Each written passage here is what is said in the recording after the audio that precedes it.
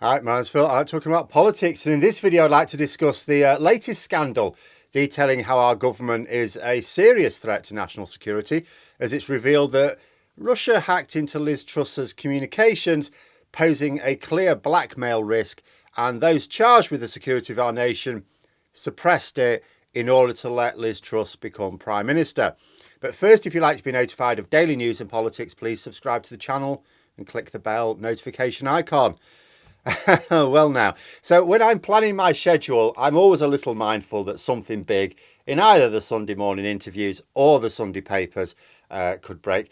You know, when a big scandal does break, there's often a big expose in the Sunday papers. And there was a big one today, which we sort of getting teased yesterday evening.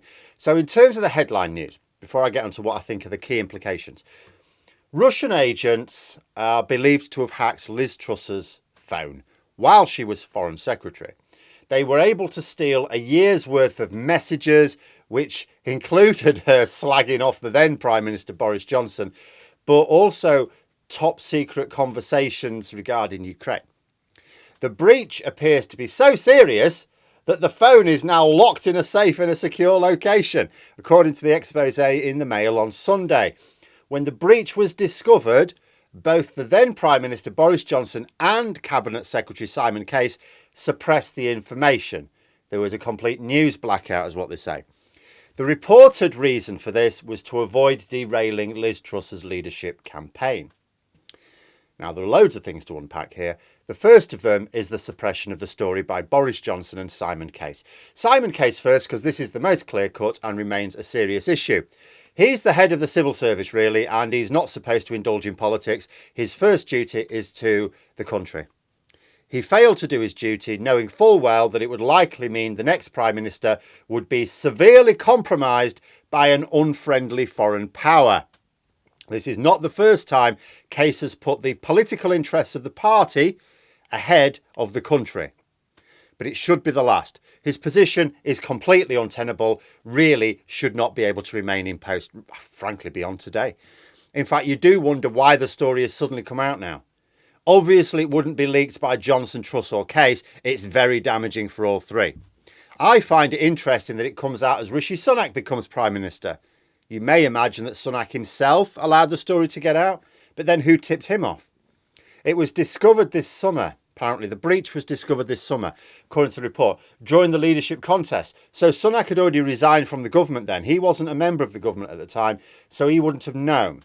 It's also doubtful that it's in Sunak's interests anyway. I mean, yes, it paints a very sordid picture of his political opponents, but it'll reflect very badly on the Conservatives in general, unless Sunak can act decisively. Now, I'll discuss at the end what he needs to do, but I'm not sure he's going to do it. But let's just look at the chronology of security threats from this Tory government. We go right back to Theresa May. She makes Boris Johnson Foreign Secretary when it was known he was rather too close to people with very close links to the Kremlin. The Foreign Secretary is head of MI6, for example. Though there was a suggestion that oversight of MI6 was actually removed from Johnson while he was Foreign Secretary, although that was denied by May. But no Prime Minister should appoint someone who might even possibly be a security risk to such a position. So Theresa May, going right back to her, she took party politics over national security. Then Boris Johnson became Prime Minister himself. So then it doesn't matter whether he had oversight of MI6 taken away from him or not. There's no taking oversight of anything away from the Prime Minister. He was the head of all our national security. We now know that he put himself in compromising position with Russian agents on multiple occasions. On one occasion, at least, slipping his security detail and getting drunk. The Tories stood by Johnson as Prime Minister even when this came out, even when it was known, even when it became obvious just how much of a weakness he posed to our national security. He was known for leaving confidential files just lying around, for example. And as well as our international intelligence alliances as well. Third, then we learn that Suella Braverman, whom Liz Truss made Home Secretary, regularly used her own personal email to send secret documents, even as Attorney General. This apparently goes back some time. And that wouldn't even matter if she was only sending them to authorised people, which she didn't seem to be. Using her personal email meant scant regard for national security. And then now we have the news that Liz Truss had messages to allies and secret conversations with other foreign ministers accessed by the Kremlin, and the government apparently responded by saying, oh, we've got very robust cybersecurity. Well, the evidence does not seem to suggest this is the case. But if it is the case, then what we have here clearly are senior members of the government bypassing that robust cybersecurity and presenting a risk because they keep getting drunk with Russian spies, sending top secret documents via their personal email, or using personal mobile phones to have confidential conversations with allies. Doesn't matter how you look at it, the Tories represent a serious threat to our national security, and surely our international allies are once again having to consider whether we can be really trusted with anything. And I mean, it is the Tories who represent this threat. This isn't about one or even two ministers who failed to take security seriously. It's at least three senior members of the government, one of whom is still in place, and the wider Tory party has kept two of them in place even after learning about the breaches. Bear in mind, we've known about Johnson's compromise position for a long time. Tory MPs didn't even consider getting rid of him over it. No, he was going to win us the election. That's more important. Similarly, although you would imagine that the pressure will eventually force Suella Braverman out, the Tories continue to support her position as Home Secretary, including on an interview today, Michael Gove backed her up. And what if this story about Truss had broken while she was Prime Minister? But let's say she was doing well in the polls. Do you imagine Tory MPs would force her out because of it? Would the heck? They allowed one Prime Minister to carry on even when they knew the Kremlin could potentially blackmail him. Of course they would allow another if they thought it was in their electoral interest. But this will have shattered trust in our intelligence services as well. It may well be that it was caused by reckless ministers who refused to follow the guidance. After all, it doesn't matter how robust your systems are, if people don't follow procedure, they'll always fail. But because we don't really know the full details of how it happened, there will have to be a suspicion that UK intelligence is not up to the task. And that is a problem for international cooperation in sensitive matters, like supporting an ally at war with Russia, for example. In fact, when I think about it, I actually wonder if Russia leaks the story. In theory, Sunak could try and take charge now. Johnson and Truss are no longer members of the government. Obviously, he can certainly make sure they do not become so again under his watch.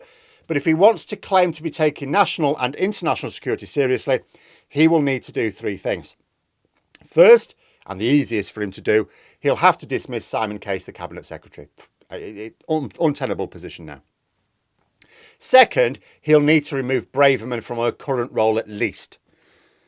Now, this is politically tricky because he needs her faction on side. So what he'd really need to do is to get that faction to accept that her position is untenable. Although Braverman's not directly linked to this scandal today, she is a threat to national security. That was already been established over the last week. Sunak would do better to try and remove her earlier rather than later. She doesn't even need to lose her cabinet position. That would be preferable, but they can sort of get away with moving her to say, I don't want to say this, but Education Secretary, at least there's no.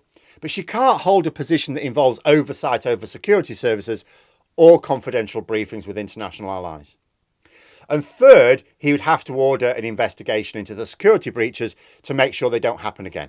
Obviously, it doesn't have to be a public inquiry or anything like that, but there needs to be an investigation. They need to get to the bottom of it. If they've just been caused by ministers not following procedure, that needs highlighting, and to impress upon ministers the importance of doing so and the consequences of failing to do so. But for confidence, you can't just sack a couple of people and move on when the problem seems to be endemic with this government. And as I say, going right back to Theresa May, we can talk about serious breaches or compromising national security going right back to Theresa May appointing Boris Johnson when there were suspicions over him.